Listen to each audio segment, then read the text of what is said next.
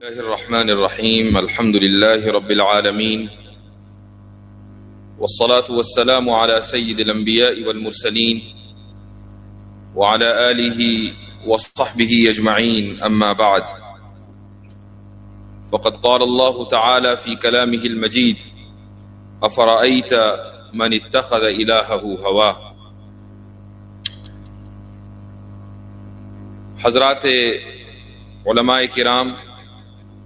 آج کی اس خوبصورت مجلس کے سرپرست اور اسی طریقے سے اس خوبصورت محفل کے صدر دارالعلوم دیوبند اور دارالعلوم وقف دیوبند کے اساتذہ اور طلبہ عزیز، سب سے پہلے تو میں اللہ رب العزت کے حضور شکر کے کلمات ادا کرتا ہوں کہ اس کی توفیق سے اور محض اس کے فضل سے آج ہم یہاں ایک کتاب کی تقریب اجرا کے لیے جمع ہوئے ہیں، اور کوئی کام، کوئی واقعہ اچانک یوں ہی رونما نہیں ہو جاتا۔ اگر آپ کسی محفل کو دیکھتے ہیں سجی ہوئی، تو اس محفل کے سجنے سے پہلے کی جو تیاریاں ہوتی ہیں وہ بہت لمبی ہوتی ہیں۔ تو آج کا جو یہ پروگرام ہے، اس کو حقیقت کا روپ دینے کے لیے جن افراد نے محنت کی ہے، میں ان کا بھی شکر گزار ہوں۔ دارالکتاب دیوبند کا عملہ ہو، یا اسی طریقے سے معہد عائشہ صدیقہ قاسم العلوم للبنات کے اساتذہ کرام ہوں، یا دیگر افراد ہوں، اور ان سبھی حضرات سے پہلے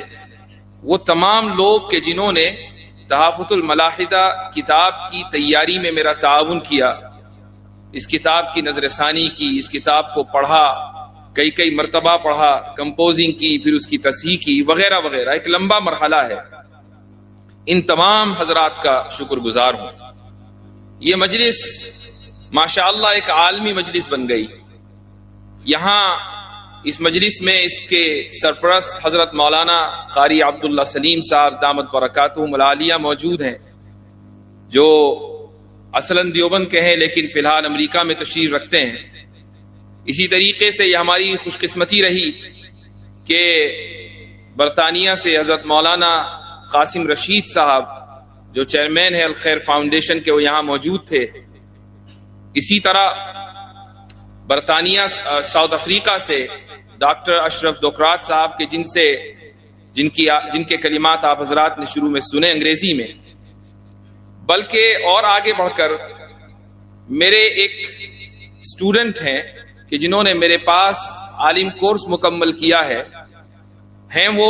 امریکہ کے لیکن گزشتہ غالباً 15 سالوں سے مکہ مکرمہ میں رہتے ہیں، شیخ علی ٹافٹ، جو اپنے صاحبزادے کے ساتھ یہاں موجود ہیں اس مجلس میں۔ اسی طرح ایک اور صاحب جو میرے پاس اس وقت دورہ حدیث پڑھ رہے ہیں، مولوی معاذ، جو نیوزی لینڈ سے تشریف لائے ہیں۔ اور یہ بھی بتا دوں آپ کو کہ شاید میری معلومات میں وہ پہلے پائلٹ ہوں گے جو عالم بھی بنیں گے، وہ پائلٹ ہیں بائی پروفیشن۔ تو یہ تمام حضرات یہاں جمع ہیں، میرے 2 ماموں یہاں جمع ہیں ماشاء اللہ۔ تو میں شکر گزار ہوں ان تمام حضرات کا، اور شکر گزار ہوں آپ سبھی لوگوں کا جو اتنی دیر سے یہاں جمع ہوئے ہیں اور گفتگو سن رہے ہیں۔ جب لاک ڈاؤن لگا 2019 کے اواخر میں، 2020 کا عرصہ شروع ہوا، اور یہ وہ زمانہ تھا کہ جب ایک بڑی تعداد لوگوں کی گھروں میں بیکار بیٹھی تھی۔ انٹرنیٹ عام تھا، آج بھی عام ہے، اور اس وقت لوگوں کے پاس چونکہ کوئی مشغلہ نہیں تھا، تو اپنا وقت گزارنے کے لیے سوشل میڈیا کے اوپر اکثر وقت صرف کیا کرتے تھے۔ یہ جو سوشل میڈیا کا ایڈکشن پڑا ہے، یہ دراصل اسی دور کا نتیجہ ہے۔ اس کا جو سائیڈ ایفیکٹ تھا وہ یہ تھا کہ الگ الگ لوگ پروگرام کرنے لگے، ویڈیوز بنانے لگے مذاہب کے خلاف، صرف اسلام کے خلاف نہیں بلکہ مذاہب کے خلاف۔ میں ہمیشہ یہاں رک کر ایک بات بتانا چاہوں گا کہ میں ہمیشہ یہ بات کہتا ہوں کہ الحاد سے لڑائی صرف اسلام کی لڑائی نہیں ہے۔ الحاد تمام مذاہب کے خلاف، ان تمام مذاہب کے خلاف کہ جو خدا کے تصور میں یقین رکھتے ہیں، ان کے خلاف حملہ ہے۔ اور اسی لیے جو کچھ مہینوں پہلے ایک مشہور ڈیبیٹ ہوئی وجود خدا پر، اس میں آپ نے یہ محسوس کیا ہوگا کہ پوری ڈیبیٹ میں لفظ اللہ کا استعمال اس لیے نہیں کیا گیا چونکہ مسلم مناظر نے اس ملک کی تہذیب کو سامنے رکھتے ہوئے، تمام مذاہب کی حساسیت کو سامنے رکھتے ہوئے اس شخص سے ڈیبیٹ کی تھی جو تمام مذاہب میں موجود تصور خدا کا انکاری تھا۔ اس ملک کی خمیر میں مذہب شامل ہے، اس ملک کی ثقافت میں مذہب شامل ہے، تو اگر کوئی شخص کھڑے ہو کر یہ کہتا ہے کہ میں خدا کو نہیں مانتا تو وہ دراصل اس مذہب، اس ملک کی تہذیب اور ثقافت کا بھی منکر ہے، وہ صرف مذہب کا منکر نہیں ہے۔ تو وہ جو دور تھا اس وقت یہ ہوا کہ بہت سے لوگ بیکار بیٹھے تھے اور ویڈیوز دیکھنے لگے، مذاہب کے خلاف بننے والی سٹریمز دیکھنے لگے، اور ایسا محسوس ہوا کہ مسلم نوجوانوں کی اچھی خاصی ایک تعداد بھی اس سیلاب میں بہہ رہی ہے، اور خدا کے تعلق سے، رسول کے تعلق سے صلی اللہ علیہ وسلم، رسالت اور حدیث کے تعلق سے، قرآن کی آیات کے تعلق سے وہ شکوک و شبہات کا شکار ہے۔ جب یہ محسوس ہوا تو میں نے بھی کچھ اس تعلق سے کوششیں شروع کی، اور فتنہ جہاں سے آتا ہے، جس راستے سے آتا ہے، فتنے کا سد باب بھی اسی طریقے سے ہونا چاہیے۔ سوشل میڈیا کا سہارا لیا گیا اور اس تعلق سے ویڈیوز بنائی گئیں، لیکن ہمیشہ یہ خیال آتا تھا کہ میں اکیلا یا دو چار لوگ اور ہوں گے، یہ کام کب تک کروں گا؟ اس لیے ایسے افراد کی ٹیم تیار ہونی چاہیے کہ جن تک ہم اپنی معلومات کو آگے پہنچائیں اور پھر وہ اس معلومات کو اگلی نسل تک لے کر جائیں۔ علم اسی طریقے سے محفوظ ہوتا ہے۔ تو اگر اللہ سبحانہ و تعالیٰ نے دو چار کلمات کی مجھے توفیق دی ہے تو میرے ذہن میں ہمیشہ یہ تھا کہ ایسے افراد تیار ہوں، ان کو پڑھایا جائے، رد الحاد کے موضوع پر، ارتداد کے موضوع پر، لبرلزم کے موضوع پر، فیمنزم کے موضوع پر، ٹرانسجنڈرزم ہو، سائنٹزم ہو، جتنے بھی موضوعات ہیں، ان موضوعات کے اوپر ان افراد کی ایک ٹیم کو تیار کر دیا جائے۔ 2020 میں یہ سلسلہ شروع ہوا اور 2023 میں یہ سلسلہ ختم ہوا۔ ارادہ یہ تھا کہ 2 سال کا یہ کورس ہوگا، لیکن 3 سال تک چلا۔ ہفتے میں سنیچر کے دن یہ کلاس ہوتی تھی، 2 سے 3 گھنٹہ گفتگو ہوتی تھی، اور اس کے بعد اس درس کو قلم بند کر لیا جاتا تھا۔ پھر 2023 میں جب یہ سلسلہ ختم ہوا تو اس کے بعد پھر میں نے نظر ثانی کا سلسلہ شروع کیا، اور کافی حذف و اضافے کے بعد آج الحمدللہ 2026 میں تحفۃ الملاحدہ آپ حضرات کے سامنے 6 جلدوں میں موجود ہے۔ اس کورس سے نکلنے والا ایک نام بڑا مشہور ہوا، اور یہ نام تھا مفتی شمائل عبداللہ ندوی کا۔ میرے بہت قریبی ہیں، اور مجھے افسوس ہے کہ آج کی اس نشست میں وہ موجود نہیں ہیں۔ ان کی بھی یہ خواہش تھی، اور ابھی جب یہ پروگرام شروع ہوا، ہو سکتا ہے کہ وہ ہمیں دیکھ بھی رہے ہوں، وہ مجھے میسج بھیجا انہوں نے اور کہا کہ بھئی میری سند کہاں ہے؟ تو میں سمجھتا ہوں کہ ان کی سند ان کی طرف سے میں خود وصول کر لیتا ہوں انشاءاللہ تعالی۔ لیکن اس کورس سے نکلنے والے مفتی شمائل ایک نہیں ہے، 110 کے قریب مفتی شمائل یہاں موجود ہیں، اور تقریباً جب یہ کورس ہم نے شروع کیا تھا تو اس وقت 600 سے زائد افراد نے اس سلسلے کو شروع کیا، اور اس وقت مجھے اندازہ تھا کہ تقریباً 30% 40% حضرات باقی رہیں گے، لیکن الحمدللہ تقریباً 250-300 افراد ایسے ہیں کہ جنہوں نے اس کورس کو مکمل کیا۔ ان میں سے ایک بڑی تعداد یہاں موجود ہے، اس ملک میں موجود ہے، اور ایک تعداد دوسرے ممالک میں موجود ہے۔ یوں اس کتاب کے لکھے جانے کا کہ یہ سفر کی مختصر سی روداد ہے۔ پھر ایک واقعہ اور بھی ذہن میں آیا، وہ بھی میں بتاتا چلوں۔ غالباً 2021 کی بات تھی یا 22 کی، ایک کانفرنس میں جارڈن جانا ہوا۔ اس کانفرنس میں ہندوستان سے جمعیت علماء ہند کے ایک وفد نے بھی شرکت کی تھی۔ اس وقت حضرت مولانا سید محمود مدنی وہاں موجود تھے، اور اس وفد میں حضرت مولانا مفتی سلمان منصور پوری دامت برکاتہم بھی موجود تھے۔ اتفاق یہ ہے کہ حالانکہ وہ اسی شہر سے تعلق رکھتے ہیں، لیکن چونکہ ایک عرصے سے مراد آباد میں پڑھا رہے تھے، پھر اس کے بعد دیوبند آئے۔ میں چونکہ دیوبند میں نہیں رہتا تو اس لیے ان سے پہلی مرتبہ میری ملاقات جارڈن میں ہوئی، اور یہ چند سال پہلے کی بات ہے. تو انہوں نے کچھ حوصلہ افزائی کے کلمات کہے. وہ جگہ بھی مجھے یاد ہے، جارڈن کے امیر غازی کے گھر پہ دعوت تھی اور وہاں ہم لوگ بیٹھے ہوئے تھے. تو انہوں نے مجھ سے کچھ حوصلہ افزائی کے کلمات کہے، تو میں نے موقع غنیمت جان کر ان سے یہ عرض کیا کہ اس موضوع پر آپ حضرات کو کچھ کتابیں لکھوا کر مدارس کے نصاب میں شامل کرنی چاہیے. مفتی سلمان صاحب نے ایک بات کہی، وہ کہنے لگے کہ ایسے نہیں، کتاب لکھ کر دو. تو میں نے عرض کیا کہ ٹھیک ہے، یہ وعدہ رہا، انشاءاللہ پھر کتاب لکھ کر دیں گے. میں نے جب یہ کتاب مکمل کی تو سب سے پہلے ان کو میسج کیا اور کہا کہ وعدے کے مطابق یہ کتاب مکمل ہو گئی ہے، اب آپ اس کی تقریب اجرا میں ضرور تشریف لائیں. لیکن مفتی صاحب چونکہ پہلے سے کہیں اور تاریخ دے چکے تھے تو یہ میرے لیے افسوس کا مقام ہے اور یہ ہماری محرومی ہے کہ وہ یہاں تشریف نہ لا سکے. لیکن یہ ترغیبی کلمات تھے، یہ حوصلہ افزائی کے کلمات تھے کہ جن کی وجہ سے ایک انسان کو حوصلہ ملتا ہے چھوٹے موٹے یا بڑے کام کرنے کا. تو اللہ تعالیٰ نے ان تمام حضرات کو سبب بنایا تحافظ الملاحدہ کتاب کے معرض وجود میں آنے کا. جہاں تک اس کتاب کی وجہ تسمیہ کا تعلق ہے، کئی لوگوں نے مجھ سے یہ سوال کیا کہ کتاب اردو میں ہے، نام آپ نے عربی میں وہ بھی اتنا ثقیل رکھا ہے، تحافظ الملاحدہ آخر کیا وجہ ہے؟ اس کی وجہ یہ ہے کہ آج سے 1000 سال پہلے تقریباً امام غزالی رحمۃ اللہ علیہ نے ایک معرکۃ الآراء کام کیا تھا، ایک عظیم الشان کارنامہ انہوں نے انجام دیا. وہ کارنامہ یہ تھا کہ انہوں نے فلاسفہ کے اصولوں کو اس طریقے سے رد کیا کہ ان کی بات میں کہیں بھی معذرت خواہی کا رویہ نہیں تھا. وہ بڑے ہی زبردست انداز سے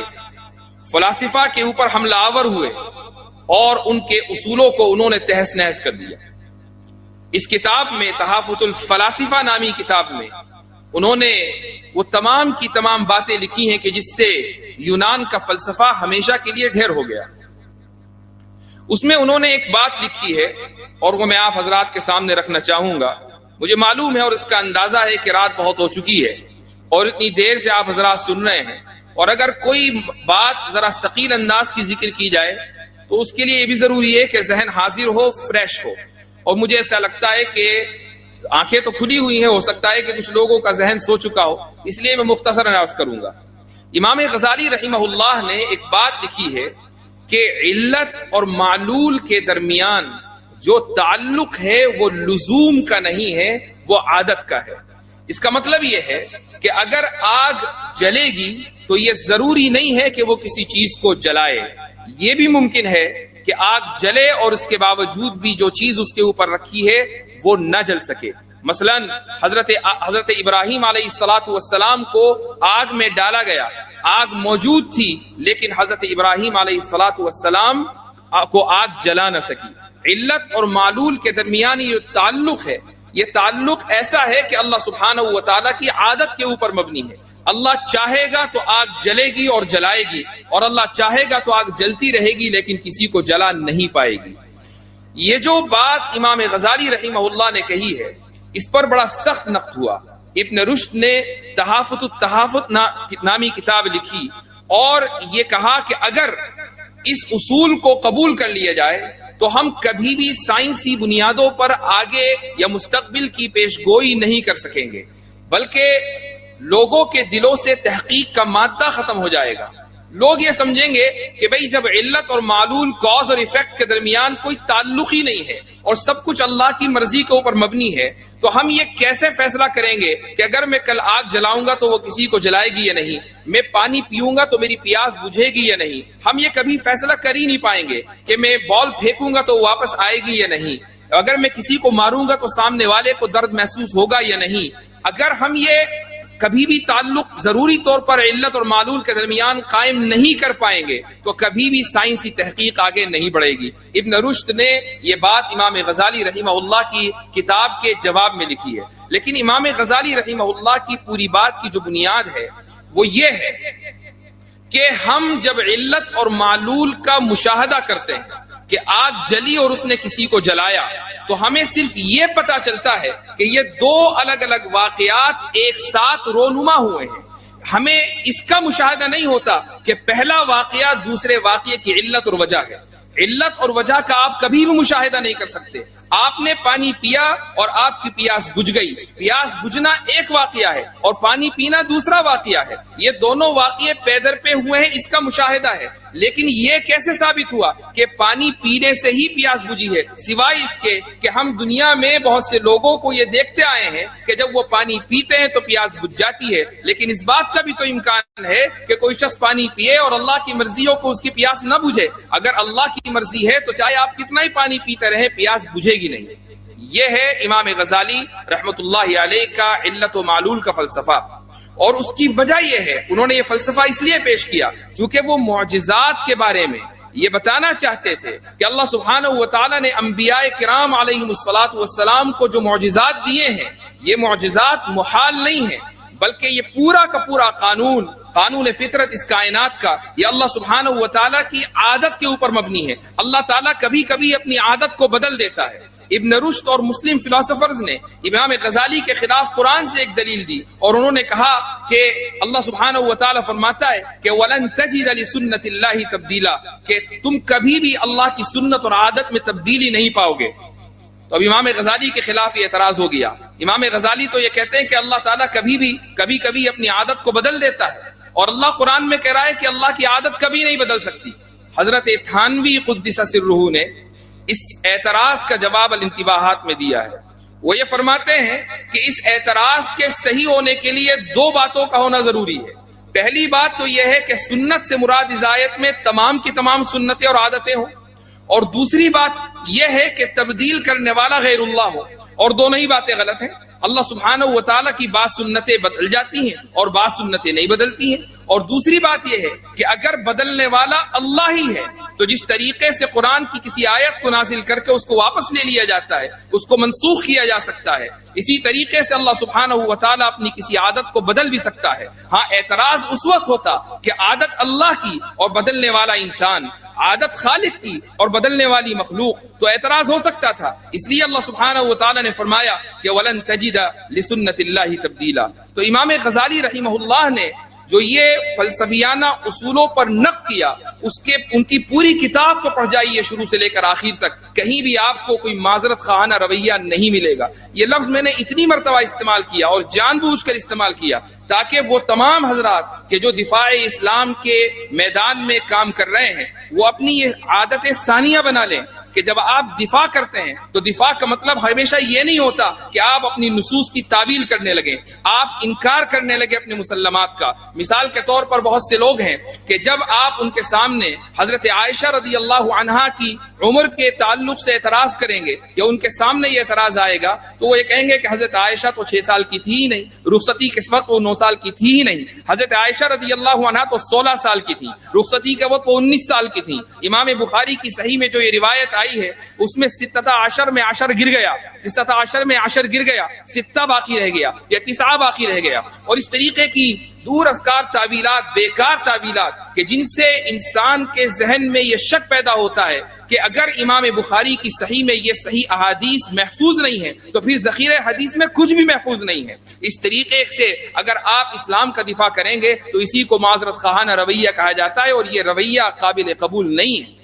بعض لوگوں کے سامنے جب ڈاروینین ایوولوشن کے تعلق سے دلائل دیے جاتے ہیں تو وہ یہ سمجھتے ہیں کہ چونکہ یہ دلائل اتنے مضبوط ہیں لہٰذا ان کو قبول کر لیا جائے. میں ایک نام بتا دوں، ایک بڑی شخصیت ہیں کہ جنہوں نے قرآن کی تفسیر کے تعلق سے بہت کام کیا، اس میں کوئی شک نہیں، لیکن ان کی ایک کتاب ہے ڈاکٹر اسرار احمد مرحوم. انہوں نے اپنی کتاب میں ڈاروینین ایوولوشن کو نہ صرف یہ کہ تسلیم کیا ہے بلکہ حضرت آدم علیہ السلام کو سب سے پہلا ہومو سیپین مانا ہے. ہومو سیپین یہ ایک ارتقائی اصطلاح ہے. یہ تمام کی تمام اصطلاحات اس کتاب میں موجود ہیں. ہومو سیپینز اور اس سے پہلے ہومو ایریکٹس اور اس سے پہلے ہومو ہیبلس، یہ تمام کی تمام اصطلاحات ہیں. تو پہلا جو ہومو سیپین کا مطلب ہے دانا انسان، تو سب سے پہلا دانا انسان، سب سے پہلے ہومو سیپین حضرت آدم علیہ السلام ہیں، جو جنت کے کسی باغیچے سے نہیں اترے بلکہ دنیا ہی میں کسی باغ میں تھے، وہاں سے اللہ سبحانہ و تعالیٰ نے ان کو باہر کر دیا. یہ پوری بات ڈاکٹر اسرار نے باقاعدہ اپنی کتاب میں لکھی ہے اور قرآن کی آیتوں کے اندر تعبیر کر کے انہوں نے نظریہ ارتقاء کو ثابت کیا ہے. میں یہ نہیں کہتا کہ اگر کسی شخص سے کہیں ایک جگہ غلطی ہو جائے تو آپ اس کی تمام خدمات کو رد کر دیں، لیکن اگر کہیں غلطی ہوئی ہے تو غلطی کا ادراک اور غلطی کا اس اظہار کرنا یہ بھی ضروری ہے تاکہ دوسرے لوگ متنبہ رہیں۔ اس ملک میں بر صغیر میں تجدید کے بلکہ تجدد کی تحریک کے جو سب سے بڑے رہنما ہیں وہ ہیں سید احمد خان۔ انہوں نے بھی اپنے زمانے میں اسی طریقے سے یہی رویہ اختیار کیا معذرت خواہی کا کہ ان کے سامنے جنت اور جہنم کے مسائل آئے تو جنت کو انہوں نے اچھی کیفیت اور جہنم کو انہوں نے بری کیفیت سے تعبیر کر دیا، ملائکہ کا انہوں نے انکار کر دیا وغیرہ وغیرہ۔ یہ بات میں نے اس لیے کہی چونکہ اگر ایک آدمی کی ایک میدان میں خدمات ہیں تو اس کا مطلب یہ نہیں ہے کہ وہ تمام کی تمام غلطیوں سے بری ہے۔ ایک آدمی نے اگر کسی ایک خاص میدان میں امت کے اوپر اور ملت کے اوپر احسان کیا ہے تو اس کا مطلب یہ نہیں ہے کہ آنکھ بند کر کے ہم اس کی تفسیر بھی قبول کریں گے اور اس کے فقہی مسائل بھی قبول کریں گے اور اس کے فتاوی بھی قبول کریں گے، ایسا نہیں ہے۔ اس کا احسان اپنی جگہ، لیکن جب بات قرآن کی آئے گی اور جب بات قرآن کی تعبیرات کی آئے گی، جب بات مسلمات کی آئے گی، اصولوں کی آئے گی، عقائد کی آئے گی، تو پھر بات رسول اکرم صلی اللہ علیہ وسلم سے چلے گی، صحابہ تک آئے گی، تابعین سے آئے گی، تبع تابعین سے آئے گی، محدثین اور ائمہ کی بات چلے گی، پھر تجدد پسندوں کی بات نہیں چلے گی۔ اور ایسے حضرات کی ان تجدد پسندانہ عزائم کا اظہار بھی کیا جائے گا، پھر کسی کو برا لگے یا اچھا یہ کہا جائے گا کہ ان کا احسان سراخوں پر، انہوں نے ملت کے لیے جو کیا وہ بہت بڑا کام ہے، لیکن کاش کہ وہ اپنے میدان میں باقی رہتے اور اس میدان سے آگے نہ نکلتے۔ اگر آج ہم امام غزالی کے اوپر نقد دیکھ سکتے ہیں، ابن رشد پر تنقید کر سکتے ہیں، بڑے بڑے ابن سینا کے اوپر تنقید کر سکتے ہیں اور بڑے بڑے فلاسفر کے اوپر تنقید کر سکتے ہیں، تو پھر آج کے دور کے متجددین پر تنقید کیوں نہیں کی جا سکتی؟ یہ بات اس لیے کہہ رہا ہوں چونکہ الحاد کے ڈانڈے تجدد سے ملتے ہیں۔ ایک آدمی اگر تجدد پسندی کا شکار ہو جاتا ہے، وہ مسلمات کا انکار کرنے لگتا ہے، اگر ایک شخص احادیث کے تعلق سے شکوک و شبہات کے رویے کا شکار ہو جاتا ہے تو الحاد کا راستہ اس کے لیے بالکل صاف ہو جاتا ہے۔ ایسے لوگ کہ جنہوں نے حدیثوں کا انکار کیا، کہ جنہوں نے سلف سے اعتماد ختم کر دیا، ایسے لوگ کہ جنہوں نے سلف کی بیان کردہ تفسیر کو درکنار کر دیا، ایسے لوگ کہ جنہوں نے اپنے آپ کو روایت سے منقطع کر لیا، ایسے لوگوں کی ایک بڑی تعداد آخرکار ملحد بنی ہے۔ آج کا یہ موضوع کتاب کا چونکہ موضوع رد الحاد ہے، اس لیے ان اسباب کا ذکر کرنا بھی ضروری تھا کہ جن کی وجہ سے ایک انسان بڑی تیزی کے ساتھ ملحد بن جاتا ہے۔ آخر میں بات کو مختصر کرتے ہوئے میں ایک دو باتیں اور عرض کرنا چاہوں گا، اور یہ ارباب مدارس سے ایک گزارش ہے۔ ابھی کچھ دنوں پہلے مکہ مکرمہ میں ایک بڑی شخصیت سے ملاقات ہوئی اور انہوں نے مجھ سے یہ کہا کہ آپ سے ملاقات کا جو مقصد ہے وہ صرف یہ جاننا ہے کہ چونکہ مجھے کسی نے یہ بتایا ہے کہ آپ نصاب تعلیم میں تبدیلی کے خواہاں ہیں، مدارس کے نصاب تعلیم میں تبدیلی کے خواہاں ہیں، تو میں جاننا چاہتا ہوں کہ آپ کا نظریہ کیا ہے۔ میں عام طور سے نصاب تعلیم کے موضوع پر گفتگو نہیں کرتا ہوں، یہ میرا بنیادی موضوع نہیں ہے اور نہ ہی مجھے اس موضوع پر گفتگو کرنے کا حق ہے چونکہ میں کوئی مدرسہ نہیں چلاتا، لیکن میں نے ان صاحب سے یہ کہا کہ چونکہ آپ نے مجھ سے یہ سوال کیا ہے تو میں یہ ضرور کہوں گا کہ میں مدارس کے نصاب میں تبدیلی یعنی موجودہ کتابوں کو بدلنے کا حقدار نہیں ہوں، روادار نہیں ہوں، بلکہ میں چاہتا ہوں کہ ان کتابوں کو اپنی جگہ رکھ کر نئی کتابوں کا، مزید کتابوں کا اضافہ کیا جائے، اور یہ کتابیں وہ ہوں کہ جن کو ہمارے اسلاف نے پڑھا تھا۔ ہم جب یہ کہتے ہیں کہ درس نظامی سے حضرت نانوتوی نکلے، درس نظامی سے حضرت تھانوی نکلے، درس نظامی سے حضرت مدنی نکلے، درس نظامی سے علامہ کشمیری نکلے، تو بھائی وہ درس نظامی کون سا درس نظامی تھا کہ جن سے یہ اکابر نکلے؟ کیا وہی درس نظامی ہم اور آپ پڑھتے ہیں، یا اس میں اتنی تبدیلی ہو چکی ہے کہ وہ اتنا لائٹ ورژن اس کا بن چکا؟ وہ تو پرو میکس تھا، وہ پرو میکس تھا جس کو یہ حضرات پڑھ رہے تھے۔ ہم جس درس نظامی کو پڑھتے ہیں وہ بہت لائٹ ورژن ہے۔ یہی وجہ ہے کہ نہ آج ہمیں حضرت تھانوی نظر آتے، نہ حضرت مدنی نظر آتے، نہ ہماری صفوں میں ہمیں ایسا کوئی لگتا کہ آگے چل کر وہ علامہ کشمیری بن جائے گا۔ دعا ہے کہ اللہ سبحانہ و تعالیٰ اسی مجمع سے ایسے افراد کھڑے کر دے، لیکن اسباب کے درجے میں